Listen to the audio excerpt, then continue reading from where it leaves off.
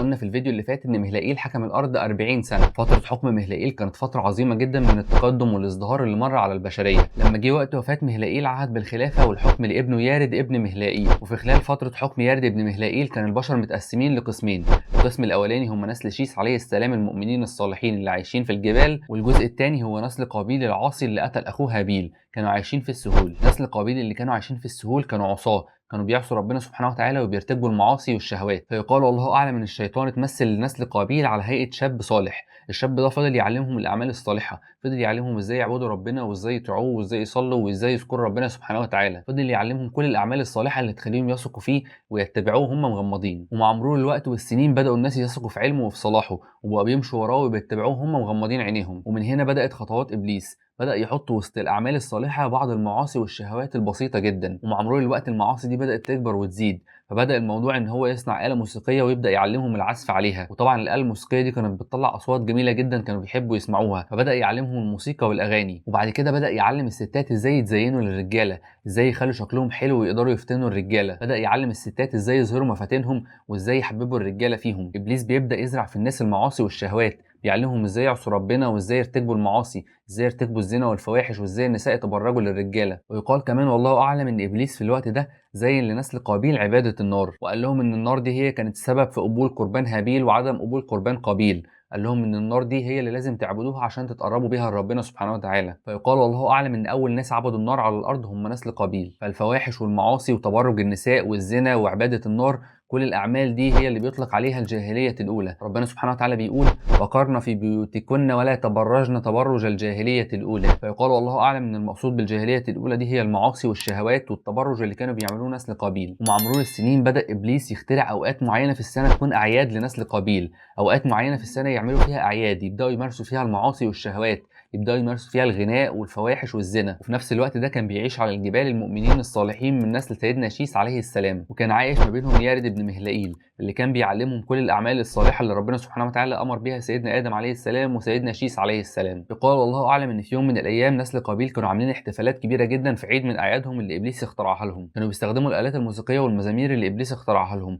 وكانوا بيغنوا وبيرقصوا وبيعملوا أعمال صخب عالية جدا، لدرجة إن سكان الجبال من نسل سيدنا شيث عليه السلام كانوا بيسمعوا الأعمال دي، كانوا بيسمعوا الهيصة والأغاني والموسيقى اللي هم عاملينها. وبسبب الأصوات العالية من الرقص والغنى والآلات الموسيقية اللي كانوا بيستخدموها، مجموعة من بعض الناس الصالحين اللي عايشين على الجبال من نسل سيدنا شيث عليه السلام كان عندهم فضول إن هم ينزلوا تحت في السهول ويعرفوا إيه اللي بيحصل، كان عندهم فضول إن هم يشوفوا إيه اللي بيحصل تحت، كان عندهم فضول ان هم يعرفوا ايه اللي بيحصل وايه اللي مسبب الاصوات العاليه دي. وفي يوم من الايام قرر مجموعه من المؤمنين الصالحين ان هم ينزلوا من الجبال للسهول عشان يشوفوا ايه اللي بيحصل تحت. وللاسف لما نزلوا في السهول شافوا كل الاغاني والموسيقى والنساء المتبرجه، عجبهم جدا الموضوع، عجبهم الموسيقى وعجبهم الغناء والحفلات اللي هم عاملينها، كمان عجبهم النساء المتبرجات، عجبهم النساء اللي ابليس علمهم ازاي يتزينوا للرجاله، ازاي يظهروا مفاتنهم. فيقال والله اعلم ان في الوقت ده حصلت اول حادثه زنا في تاريخ البشريه. حادثه الزنا دي كان ما بين واحد من الصالحين من نسل سيدنا شيث عليه السلام وبين امراه من العصاه من نسل قابيل. بتمر سنين طويله من المعاصي والشهوات والافساد في الارض،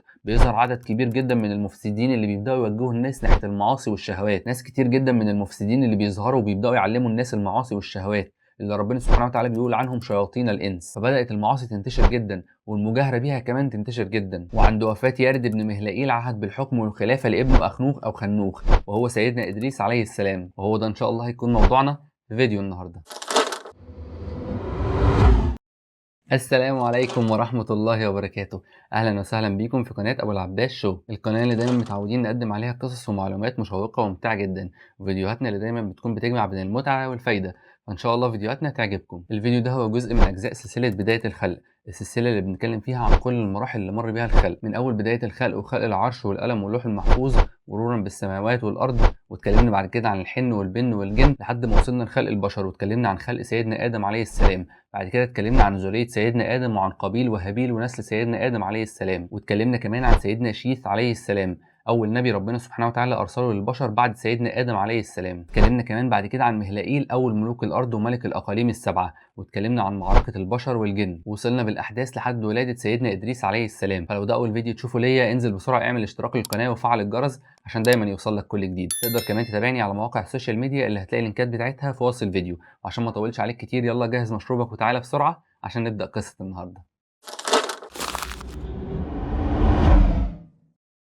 هو إدريس ابن مهلائيل ابن يارد ابن قينان ابن آنوش ابن شيس ابن آدم عليه السلام. بعض الأقوال بتقول إن سيدنا إدريس عليه السلام أدرك من حياة سيدنا آدم عليه السلام 308 سنة. بعض العلماء بيقولوا إن سيدنا إدريس هو سيدنا إلياس عليه السلام اللي ربنا سبحانه وتعالى ذكره في القرآن الكريم، لكن في علماء تانيين بيختلفوا معاهم وبيقولوا إن سيدنا إدريس مش هو سيدنا إلياس، واللي منهم ابن كثير في كتاب البداية والنهاية. ربنا سبحانه وتعالى قال: وإن إلياس لمن المرسلين. وربنا سبحانه وتعالى لما اتكلم عن سيدنا إدريس قال عنه: واذكر في الكتاب إدريس إنه كان صديقا نبيا ورفعناه مكانا عليا. فربنا سبحانه وتعالى في الآية دي وصف سيدنا إدريس عليه السلام بالصدق والنبوة، فهو كان ثالث الأنبياء اللي ربنا سبحانه وتعالى يبعثهم. الأول سيدنا آدم عليه السلام، بعد كده سيدنا شيس عليه السلام، والثالث هو سيدنا إدريس عليه السلام. سيدنا إدريس عليه السلام كان واحد من الأنبياء العظماء جدا اللي أثروا في تاريخ البشرية. سيدنا إدريس عليه السلام هو أول من خط بالقلم، فهو كان أول واحد يخترع القلم ويكتب بيه. كمان سيدنا إدريس عليه السلام هو أول من خاط الثياب، فهو كان أول واحد يستخدم الإبرة والخيط وينسج ويصنع الملابس. فالبشر قبل سيدنا إدريس عليه السلام كانوا بيستخدموا جلود الحيوانات في صنع الثياب، لكن سيدنا إدريس عليه السلام هو أول من نسج الثياب، هو أول من خاط الثياب، هو اللي اخترع الإبرة والخيط وبدأ ينسج ويصنع الثياب. يقال إن سيدنا إدريس عليه السلام لما كان بيخيط الثياب مع كل غرزة كان بياخدها كان بيذكر ربنا سبحانه وتعالى، كان دايما بيقول: سبحان الله والحمد لله ولا إله إلا الله والله أكبر ولا حول ولا قوة إلا بالله. مع كل غرزة بياخدها كان بيذكر ربنا سبحانه وتعالى. لكن برضه حتى في الفترة الصعبة جدا دي اللي مليانة كل المعاصي والشهوات والفساد في الأرض، كانوا الناس لسه على عبادة التوحيد، كانوا الناس بيعبدوا ربنا سبحانه وتعالى بس، ومحدش بيشرك بربنا سبحانه وتعالى، ما كانش في أي آلهة من دون الله، كانوا بيعبدوا ربنا سبحانه وتعالى وبيوحدوا بيه. لكن للأسف كانت مشكلتهم الكبيرة إن هم بيفسدوا في الأرض، كانوا بيرتكبوا المعاصي والشهوات، وكانوا كمان بيجهروا بالمعاصي دي. فيقال والله أعلم إن ربنا سبحانه وتعالى لما بعث سيدنا إدريس عليه السلام بعثه بسبب المجاهرة بالمعاصي. ربنا سبحانه وتعالى بعث سيدنا إدريس لتقويم الشعوب، لتقويم البشر اللي موجودين وإبعادهم عن المعاصي والشهوات والزنا والفواحش. كان دور ورسالة سيدنا إدريس عليه السلام إن هو يرجع تاني الناس لعبادة ربنا سبحانه وتعالى، يرجع الناس للبعد عن المعاصي والشهوات واتباع إبليس. سيدنا عبد الله بن عباس سأل واحد من أحبار اليهود اسمه كعب عن معنى أو تفسير آية ورفعناه مكانا عليا، كان عايز يعرف إيه المقصود بإن سيدنا إدريس عليه السلام اترفع مكانا عليا. كعب الأحبار بيقول إن ربنا سبحانه وتعالى أوحى لسيدنا إدريس عليه السلام إن ربنا سبحانه وتعالى بيرفع لسيدنا إدريس عليه السلام كل يوم قد أعمال كل البشر، يعني ربنا سبحانه وتعالى بيجي كل يوم يشوف كل الأعمال الصالحة اللي عملها كل البشر ويدي لسيدنا إدريس عليه السلام قد الأعمال دي. وده كان بسبب إن سيدنا إدريس عليه السلام كان ليه دور كبير جدا لإصلاح الناس، هو كان ليه دور كبير جدا إن هو يرجع الناس تاني إن هم يعبدوا ربنا سبحانه وتعالى ويعملوا الأعمال الصالحة ويتركوا المعاصي والشهوات والزنا والفواحش. فربنا سبحانه وتعالى كافئه إن هو يديله كل يوم ويرفعه كل يوم قد كل الأعمال الصالحة اللي بيعملها البشر على الأرض. وبسبب المكافأة الكبيرة والعظيمة دي، وإن ربنا سبحانه وتعالى كل يوم بيزوده وبيديله قد كل الأعمال الصالحة اللي بيعملها كل البشر، سيدنا إدريس عليه السلام كان نفسه ربنا سبحانه وتعالى يزود في عمره، فهو كان نفسه يقابل ملك الموت ويترجى إن هو يأخر وقت موته، لأن كل يوم زيادة هيعدي عليه ربنا سبحانه وتعالى هيديله قد أعمال كل البشر في اليوم ده، مقدار كبير وعظيم جدا من الثواب والأعمال الصالحة. سيدنا إدريس عليه السلام كان ليه صاحب من الملائكة،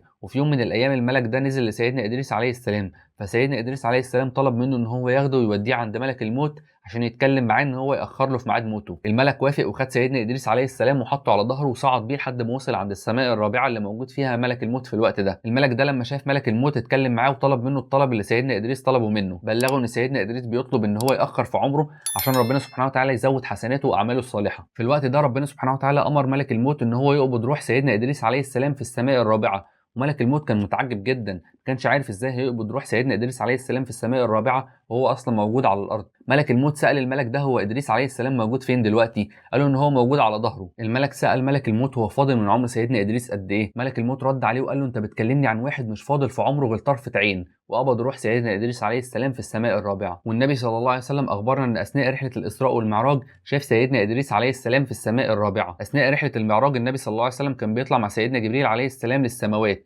ولما وصل عند السماء الرابعه سيدنا جبريل عليه السلام استفتح. اهل السماء قالوا له من هذا؟ قال لهم جبريل. قالوا له ومن معك؟ قال لهم محمد صلى الله عليه وسلم. سالوه قالوا له وقد ارسل اليه؟ قال لهم نعم. قالوا له مرحبا به فنعم المجيء جاء، وفتحوا له ابواب السماء الرابعه. سيدنا النبي صلى الله عليه وسلم بيقول لما دخلت لقيت سيدنا ادريس عليه السلام موجود في السماء الرابعه. سيدنا جبريل عليه السلام قال له ان ده ادريس سلم عليه. النبي صلى الله عليه وسلم سلم عليه، وسيدنا ادريس رد عليه السلام وقال له مرحبا بالاخ الصالح والنبي الصالح. سيدنا إدريس عليه السلام عاش طول عمره كله بيحاول يرجع الناس تاني لعبادة ربنا سبحانه وتعالى والبعد عن المعاصي والشهوات، وقدر سيدنا إدريس عليه السلام إن هو يهدي كتير جدا من البشر اللي كانوا وقعوا في المعاصي والشهوات، وبدأ يعلم الناس المناهج والشرايع والصحف اللي نزلت على سيدنا آدم عليه السلام وسيدنا شيس عليه السلام، وبقى عنده طلبة وتلاميذ بيتعلموا منه وبينشروا كمان علمه للبشر اللي موجودين على الأرض في كل مكان. فيقال والله أعلم إن في الوقت ده بدأ يظهر 5 رجال من تلاميذ سيدنا إدريس عليه السلام. التلاميذ دول بدأوا ينتشروا في الأرض ويعلموا الناس كل الأعمال الصالحة، بدأوا يعلموا الناس ازاي يعبدوا ربنا وازاي يطيعوه وازاي يصلوا وازاي يحمدوه. ال5 رجال دول كان ليهم دور كبير جدا في انتشار الدعوة والصلاح بين الناس. فبعد وفاة سيدنا إدريس عليه السلام ورفعه للسماء، كان ال5 رجال دول ليهم دور كبير جدا في هداية الناس وبعدهم عن المعاصي والشهوات. ال5 رجال دول كانوا صالحين مصلحين، كانوا في الفترة اللي ما بين سيدنا إدريس عليه السلام وسيدنا نوح عليه السلام. ال5 رجال دول كان اسمهم ود وسواع ويغوث ويعوق ونصر. ال5 رجال دول كان ليهم دور كبير جدا في هداية الناس وبعدهم عن المعاصي والشهوات. كانوا دايما بيقولوا للناس ابعدوا عن خطوات الشيطان، ابعدوا عن المعاصي والزنا والفواحش. كانوا بيوجهوا الناس ناحية عبادة ربنا سبحانه وتعالى وتوحيده. كان ليهم دور كبير جدا في توجيه الناس ناحية عبادة ربنا سبحانه وتعالى وترك المعاصي والشهوات واتباع خطوات الشيطان. فال5 رجال دول كانوا محبوبين جدا وكانوا كل الناس بيتبعوهم لان هم كانوا بيوجهوهم ناحية الصلاح والإصلاح. ال5 رجال دول وكل الأحداث اللي هتحصل في حياتهم بعد موتهم هيكونوا إن شاء الله هم موضوعنا في الفيديو اللي جاي. وبكده نكون وصلنا لنهاية فيديو النهارده. فيا رب تكونوا استفدتوا من المعلومات دي واستمتعتوا بيها. الفيديو ده هو جزء من اجزاء سلسله بدايه الخلق، السلسله اللي بنتكلم فيها عن كل المراحل والاحداث اللي من بدايه الخلق لحد سيدنا ادريس عليه السلام. السلسله دي هتظهر معاك في حرف الاي اللي موجود فوق. اتفرج على الفيديوهات دي عشان تستفيد وتكمل معانا الاحداث. ان شاء الله في الفيديوهات اللي جايه هنكمل باقي الاحداث، هنتكلم عن ال5 رجال الصالحين دول وهنعرف ايه الاحداث اللي هتحصل في حياتهم وبعد ما ماتهم. لو وصلت لحد هنا ولسه ما عملتش اشتراك للقناه، انزل بسرعه اعمل اشتراك وفعل الجرس عشان دايما يوصل لك كل جديد. تقدر كمان تتابعني على مواقع السوشيال ميديا اللي هتلاقي اللينكات بتاعتها في وصف الفيديو. اللهم لا علم لنا إلا ما علمتنا إنك أنت العليم الحكيم. سبحانك اللهم وبحمدك، نشهد أن لا إله إلا أنت، نستغفرك ونتوب إليك.